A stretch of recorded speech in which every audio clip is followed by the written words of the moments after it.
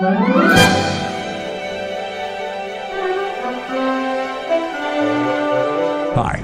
I'm David R. Lewis, and this is a short history of me. I was born in an enchanted glade on the shores of Lake Titicaca. Yeah, right, I'm lying. But that's what fictioneers like me do for a living. The truth is, I was raised by my grandfather, a man born in the late 1800s.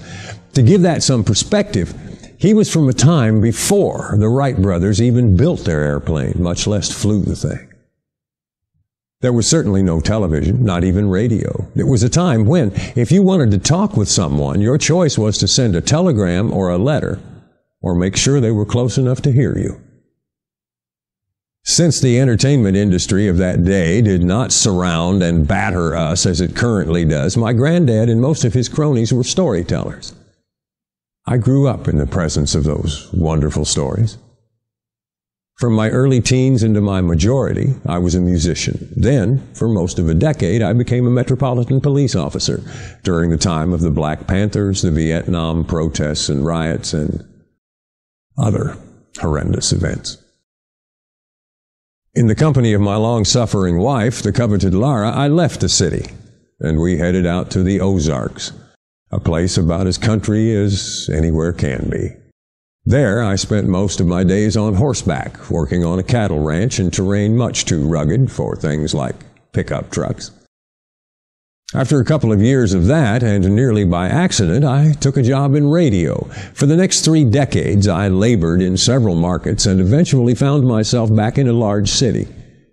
During those years, I performed as what is loosely called a radio personality, behind the mic as a morning entertainer and midday announcer.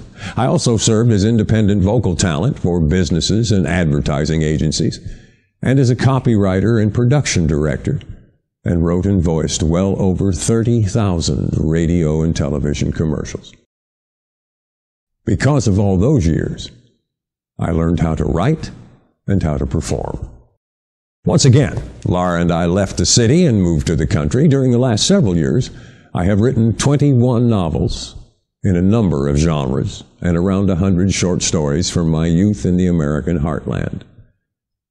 I am called a writer or novelist, but I consider myself a storyteller. As time has gone on, storytellers have become more and more in short supply. A true storyteller, whether the story in question is 400 or 400,000 words long, does 3 things. He writes with brevity, he depends on rich characters to hold his readers' or listeners' attention, and he has respect for those who become involved with his work. As a storyteller, I call what I do theater of the mind.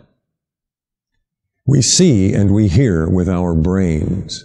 In theater of the mind, there is no director to decide what you will see, and no cinematographer to decide how you will see it.